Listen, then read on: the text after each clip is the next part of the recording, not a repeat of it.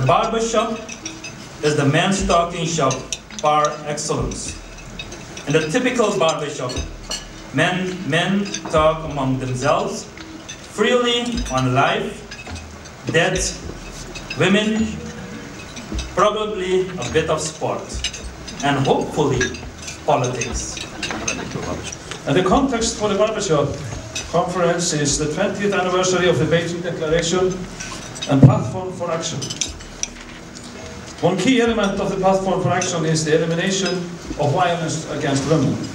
And of course, it is also important that human rights of women are respected, that the violence against women, which is the most tolerated form of human rights violation in the world today, is also addressed significantly. We cannot fully empower women and girls in the world today without also engaging boys and men. It is simply impossible to do it. We must engage boys and men.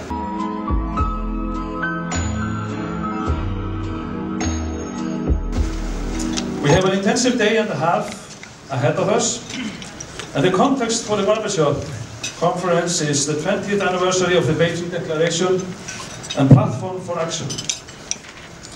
One key element of the Platform for Action is the elimination of violence against women.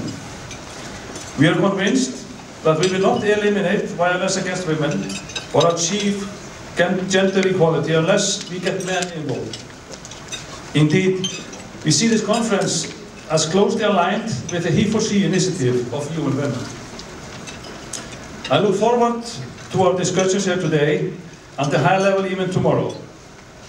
And allow me to thank you, the permanent representatives, in particular for taking the time to attend these sessions.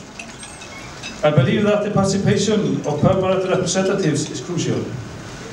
You are the opinion shapers and game changers in the UN system and more widely. And I say this as a minister. Who would believe that? Your engagement will, I hope, have a ripple effect far beyond the walls of this room. Meanwhile, I hand over to my colleague, Minister Adna from Suriname. Thank you. Excellencies, first let me join my colleague, Minister Svensson, in welcoming you to this lunch and echo his words of thanks to the government of Netherlands. I also have the pleasure of acknowledging the generous contribution made by Turkey to this conference, and we would like to thank the permanent representative of Turkey for his efforts in support of this initiative. We also thank the permanent missions of Argentina and Sweden for their valuable support.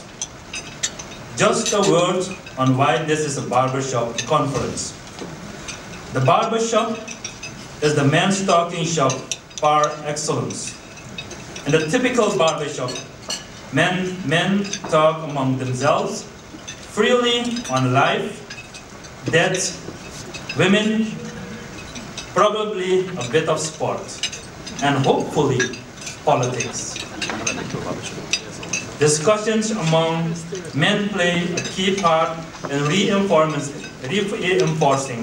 attitudes and passing on views on what it means to be a man. You will be at Real Barbershop this evening when you attend the reception. At this lunch session, we are putting ourselves in the capable hands of Professor Michael Kimmel. Michael Kimmel is Professor of Sociology at Stony Brook University in New York and has many years' experience as an academic in the field of men and masculinities. We will also have the assistance of a number of permanent representatives.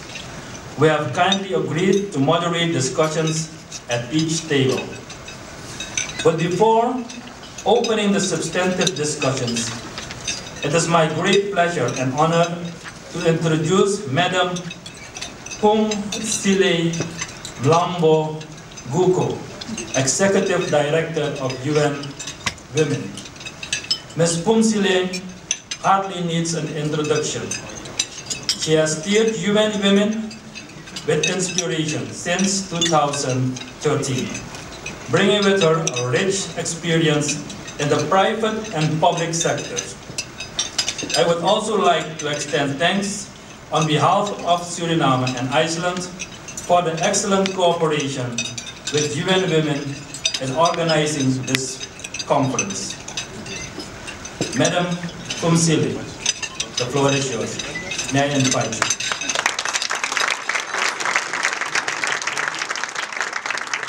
I want to thank you, Excellencies, and appreciate the fact that together we are driving an experience. This is groundbreaking. What will be, will be. So we look forward to what is going to happen today and tomorrow. But I have to say that this is an idea whose time has come. In Beijing, 20 years ago, the issue of involving men and boys in fighting for gender equality and women's empowerment was deliberated upon and supported. But I will be the first one to admit that it was poorly implemented. And as years have gone by, we've actually realized the gap and the importance of bringing men back to the fold. This is a reawakening on our part, given the need to make sure that we build a much stronger, much broader, much inclusive movement that supports gender equality. In 2015, we marked 20 years after the adoption of the Beijing Platform for Action. It is opportune that we put back on the agenda some of the issues that we have not implemented and addressed effectively in the last 20 years. Many of your countries sent us your reports of what has happened in the last 20 years. In fact, 164 countries supported their reports. One of the glaring things is that in most countries, this is an area in which we all did not do well. We did not engage men and boys systematically in the last 20 years. In 2014 in India, at the Men Engaged Symposium, we deliberated with civil society and governments on the role of men and boys and the need to engage them side by side with women who have been the torchbearers and continue to lead the struggle for women's emancipation. Without gender equality and empowerment of women, humanity is poorer. To ensure that we address the critical issues of the 21st century, we all know that we need to significantly address and break the back of resistance to gender equality. Because for the achievements that we want for ourselves for the 21st century, the successful implementation of programs that address gender equality is actually a precondition for success. Whether we're talking about ending poverty and addressing the importance of broader economic well-being of future generations, that cannot be achieved without women. Whether we are talking about addressing issues of inequality between men and women, between rich and poor, between the many young disaffected people that need to be reached out to and brought into the mainstream of society, this cannot be done without women. Whether you are talking about ensuring that our communities are resilient to fight against, to fight for sustainable development and to survive climate disasters, we need women. Whether we're talking about sustainable peace and scaling down of radicalization of young people, we need women. And therefore, it is a luxury that the world cannot afford, not to address the issue of empowerment of women with all the energy that it deserves. From 2015 to 2030, there's a big window of opportunity for all of us to see how we could remake the world we want and the world that we want for all. This will require that the one half that has been so long disadvantaged, and discriminated, works with the other half of humanity in the best interest of all of humanity. This is the spirit in the He for She campaign. We want men and boys to step out and to stand out and to act on issues of gender equality. It is not just about signing up and getting the He for She ID. And I just want to check how many gentlemen in the room have got their He for She IDs. Can I just check it? Because you need it in your CV. Thank you. Because that number is unique to you. It is your contract with the women of the world that you are taking a stand. But it is the action that you are going to undertake in your community clearly that makes the He for She's stand out. The fact that when we address the issue of violence against women, 70% of the violence happens in the home. The fact that many of the women are victims of violence in the hands of their partners means that we have to reach out to men, starting from the home and throughout society.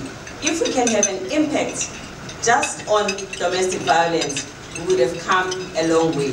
So not to involve men of all ranks is actually a luxury we cannot involve. We have not made as much progress as we would love to do in the last 20 years since we adopted the Beijing Declaration. The fact that we have 22% of women who are representative in parliament, the fact that we have got less than 10% of women who are CEOs, in all of this decision, men play a significant role. They need to be part and parcel of ensuring that women are supported, are respected, and to make sure that women are able to take their rightful place. Yet, we have seen that access to education for girls has increased, both in primary and to some extent in secondary school. That has not translated to jobs for women at senior levels. We have seen that in many situations, the CEOs of companies who can remove the glass ceiling are men. The He for She men ought to be the ones that are not waiting for the women to break the glass ceiling, but they are the ones that remove the glass ceiling. No country in the world has reached gender equality, from the richest to the poor.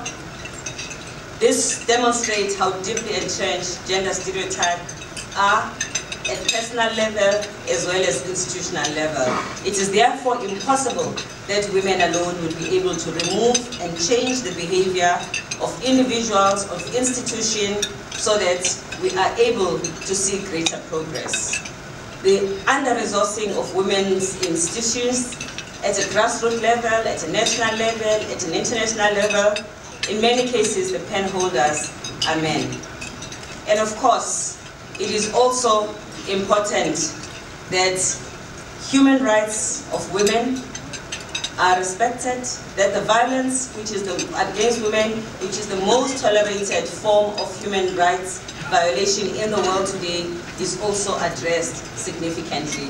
These are many of the issues that we cannot make the progress that we want without men.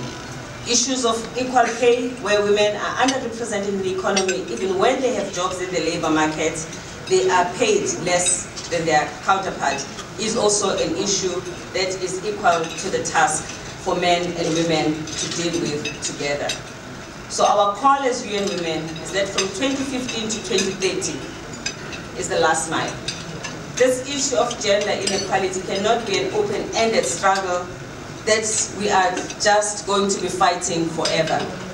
We are calling on all of us to work together to make sure that as part of the implementation of the Sustainable Development Goals, we address this as a core issue that is required to be attended to for the success of the SDGs. I always make an example about my own country, South Africa, that apartheid was not won by the black people alone.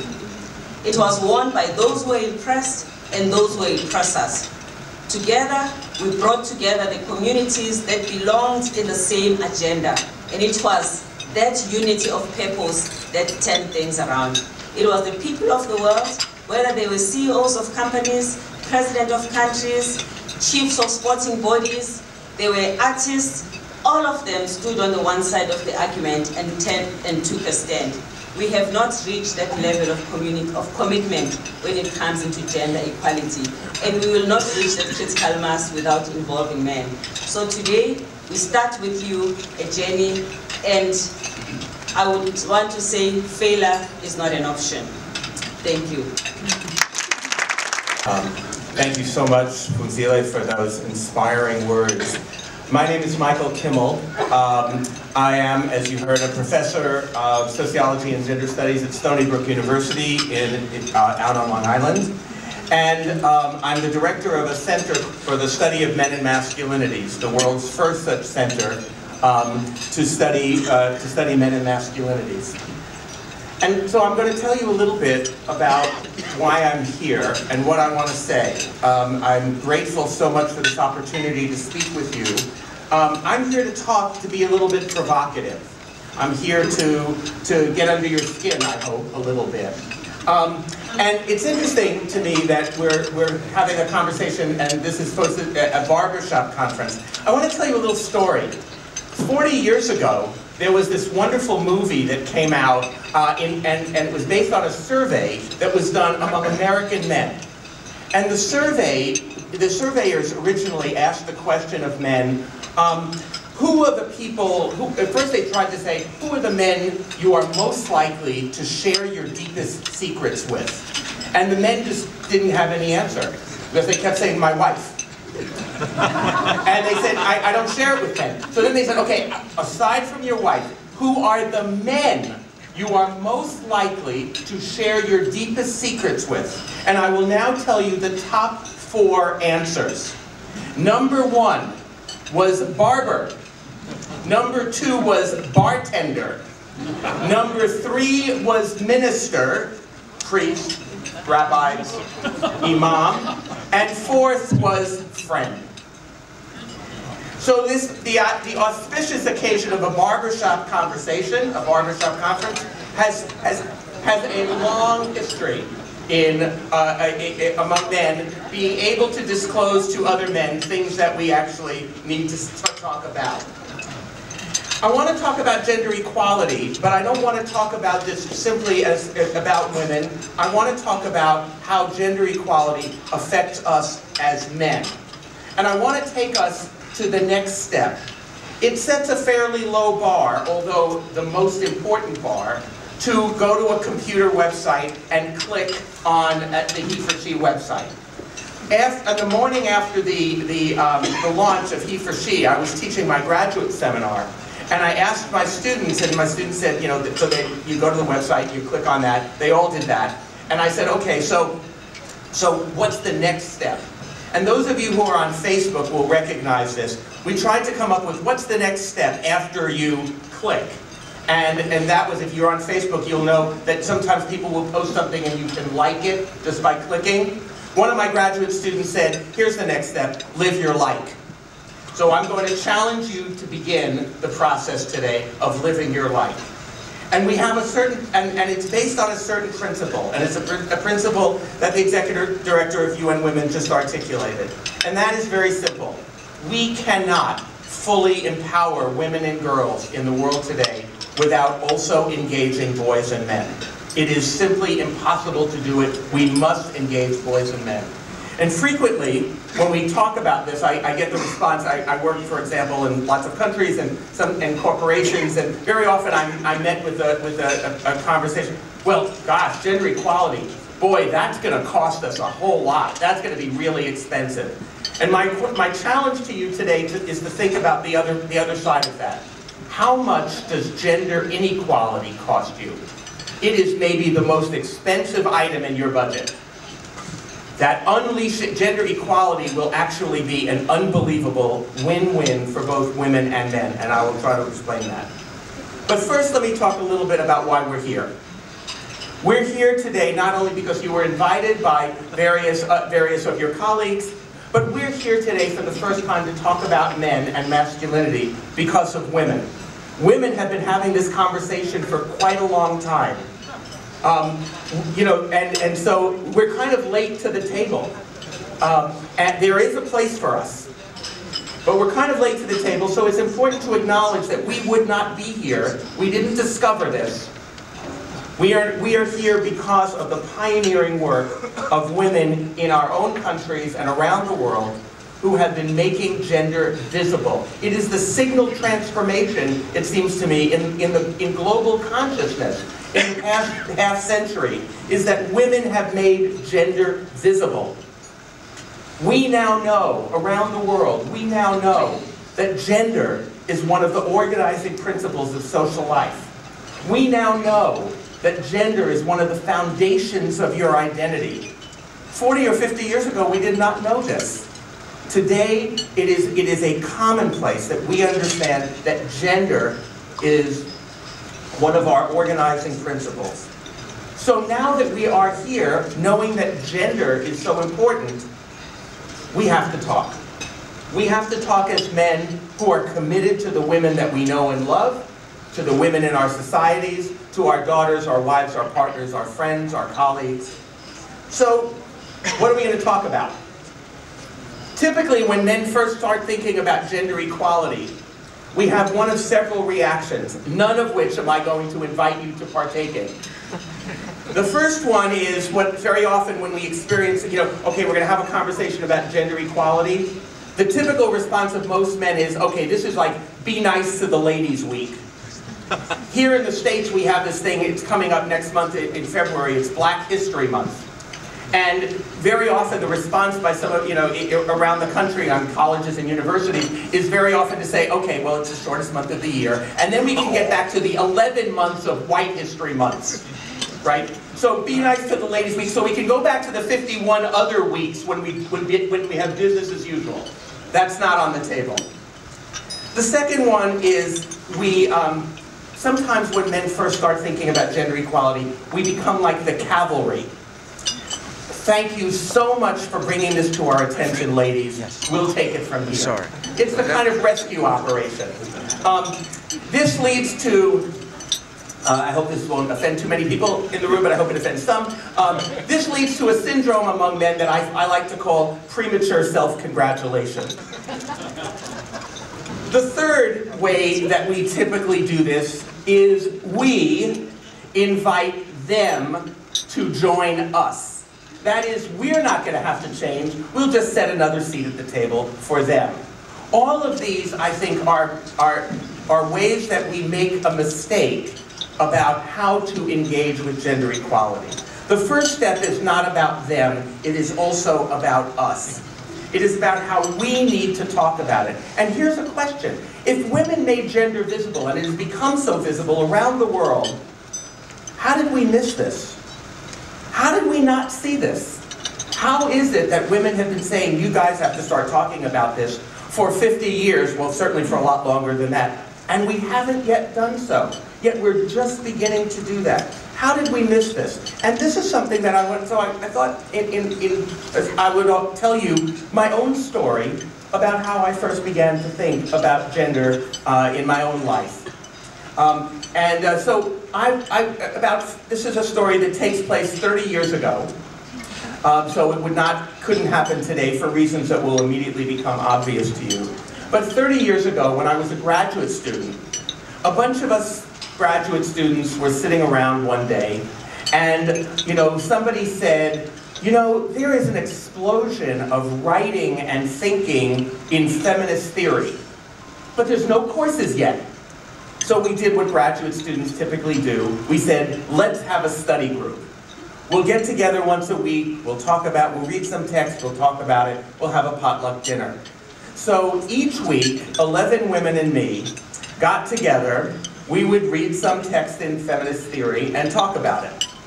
And during one of our meetings, I witnessed a conversation between two women that changed everything for me. One of the women was white, and one was black. And the white woman said, this is the part that's going to sound very anachronistic now, the white woman said, all women have the same experience as women. All women face the same oppression as women, and therefore, all women have a kind of intuitive solidarity or sisterhood. And the black woman said, I'm not so sure. Let me ask you a question. So the black woman says to the white woman, when you wake up in the morning and you look in the mirror, what do you see? And the white woman said, I see a woman. And the black woman said, you see, that's the problem for me. Because when I wake up in the morning and I look in the mirror, she said, I see a black woman. To me, race is visible. But to you, race is invisible. You don't see it. And then she said something really startling. She said, that's how privilege works. Privilege is invisible to those who have it. Now, you'll remember I was the only man in this group. So I witnessed this and I said, oh. And someone said, well, what was that reaction? And I said, well, when I wake up in the morning and I look in the mirror, I see a human being. I'm kind of the generic person. I'm a middle-class white man. I have no race, no class, no gender. Only a middle-class white man could say, I'm universally generalizable.